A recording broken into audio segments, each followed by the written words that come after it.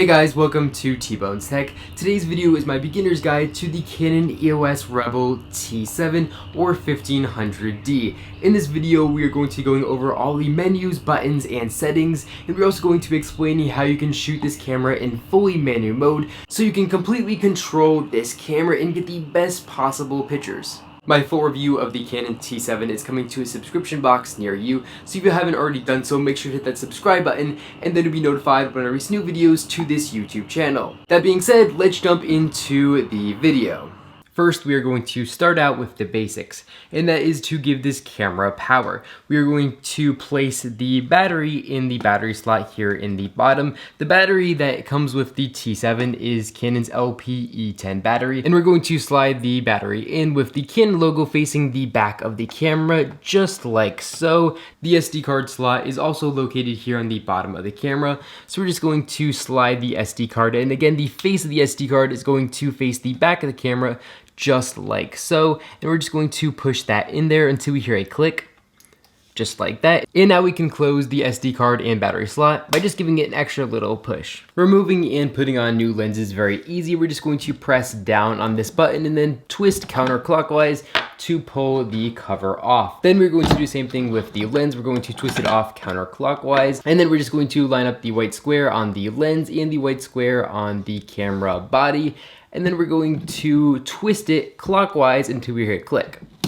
Then we're just going to remove the front cover of the lens, and that's again very easy. We're just going to pinch like that, and it's just going to come right off. Now we're going to turn the camera on and start taking some sample pictures and get into the menus and functions. Of course, to do that, we got to turn the camera on. We're going to press the on-off switch to the on position. And now we are in fully manual mode. Here we can control our shutter speed, our aperture, and our ISO. To change any one of these settings, first we have to hit the Q, and then we can toggle over to any one of these settings and easily change it. Some of these buttons do have shortcuts, like the shutter speed button. We're just going to move the dial just like this, and as you guys can see, I am changing the shutter speed. Now if we want to change the aperture, we press down the AV button while moving the dial up here, and that's going to change the aperture. Then we're going to take a couple of sample pictures, but first we're going to put this camera into ISO 400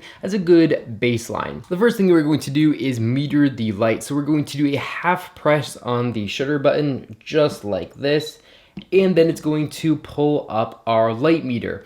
As we can see, this picture is almost properly exposed, so we're going to take a picture and see how it comes out. And that picture didn't come out bad at all. To preview pictures that we've already taken, we're going to press this blue play button just like this, and now we can see the pictures that we've taken. If we hit the display button, we can find out more information about this picture. We can see our histogram right here. We can see what ISO we shot at. Over here, we can see our shutter speed and our aperture, and a lot of in-depth information just by simply hitting that display mode. Now, of course, we want to check and make sure that this picture was in focus, and to do so, we're going to hit the plus magnifying glass right here, and from here we can zoom all the way into the picture and really see some of these fine details, and it looks like this picture is definitely in focus. So to zoom out, we're going to press the negative magnifying glass just like that. Now we're going to go back to take some more pictures, so we're just going to press down the shutter speed half, and it's going to bring us back to the menu. Now we're just going to play around with a couple of settings. So first we're going to shoot at a faster shutter speed. Right now we are shooting at 1/100th of a second. We're going to change that one stop up to 1/200th of a second, and we're going to take a picture and see what that picture looks like. And we can see that this picture is one stop darker than the first picture that we took. So using a faster shutter speed is going to give us a darker picture. I'm going to demonstrate that one more time by shooting at another stop darker at 1/400th of a second. And we're going to take this picture, and this picture should be considerably darker than the other one. And as we can see, it is one stop darker, and it is very dark. Sometimes when shooting fast moving subjects, we're going to want to use a fast shutter speed like that. But as we saw, the picture was way too dark. So we're going to have to go in and change our ISO by hitting the ISO button just like this. And we're going to increase our ISO 2 stops to ISO 1600. Now we're going to take the picture again and see what this picture looks like.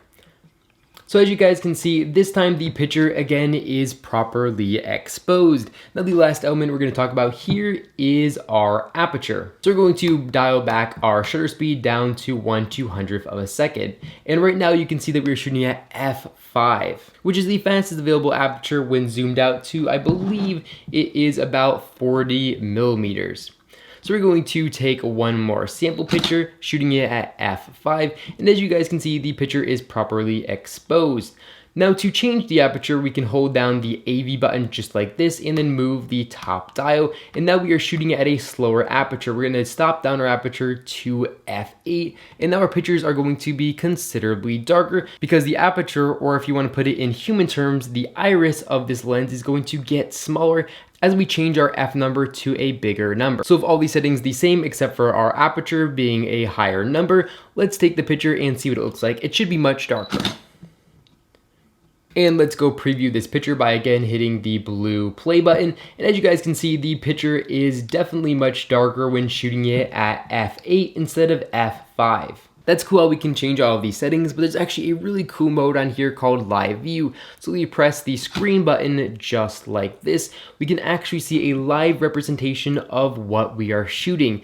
And as I change my shutter speed and make it slower, we can see the screen actually gets brighter. And if I change my aperture to let more light in, we can actually see, again, that the preview of the picture is actually getting brighter. So Live View is a really cool mode where you can completely change all your settings and play around with them. It's great for beginners because you can really see how changing your aperture, ISO, and shutter speed really is going to affect your pictures. And you can easily do that anytime by shooting in manual mode and then by pressing the display right here. So let's a quick run through with manual mode. Now let's check out the 13 other different settings. Aperture priority mode allows you to take control of the aperture first priority. So you're going to change the aperture and then the camera is going to control your shutter speed and sometimes your ISO. So by just turning the dial up here without pressing the AV button, it's going to change our aperture. Then we have TV mode, which is shutter priority mode. And that again is a mostly automatic mode, but by changing the upper dial, we're going to change our shutter speed. And as we can see, as I change my shutter speed, the camera is going to adjust all the different settings to properly expose the picture. Then we have our program mode and our automatic mode. In automatic mode, the camera is going to make all the decisions for us. So if I take a picture right now, it's actually going to pop up the flash and take a picture because that's what it thought we needed. Auto mode definitely does seem to be a little bit flash happy, and that's why they created a no flash automatic mode. So flash off mode is completely automatic, but it's not going to pop up that flash. Then we have our creative auto mode, where you can tell the camera what type of pictures you kind of want to take, and then the camera is going to adjust the settings based on that. Next we have our portrait mode, and again, all these modes are completely automatic, but basically you're telling the camera what you're trying to take a picture of, and then the camera is going to try to make better decisions by that. Next up is landscape mode, which of course is great for taking landscapes. Then we have a close-up mode. Then we have a sports mode. And in sports mode, the camera is going to use a fast shutter speed and continuous shooting mode. So it's going to take a lot of pictures in a row just like that. Then we actually have a food mode here, which is going to be best for when taking pictures of food. Then we have a night portrait mode. And then lastly, we have a video mode. This camera can shoot 1080p video at 30 frames a second. If we want to start a recording, all we have to do, of course, is put the camera into video mode. And then we're going to press on this button right next to the red dot. And now we are recording a video. You can tell because of the red circle right here. And also this light is going to start flashing, again, letting us know that we are now recording video. Next up, we're going to jump through some of the menus here. At any time, we can access the menu by just pressing the menu button just like this, and it's going to pull up our menu. Now, the menu is going to change depending on what mode you're in. So if you are in video mode, the menu is going to be catered toward shooting video. But if you're in a photography mode, it's going to be catered for, of course, shooting photography. So here we can change our image quality. 99% of the time, we're going to shoot in large, but the two modes we're going to want to stick to is RAW and large. RAW shooting mode is better if you're planning on using post-processing, such as Lightroom, or when using other software,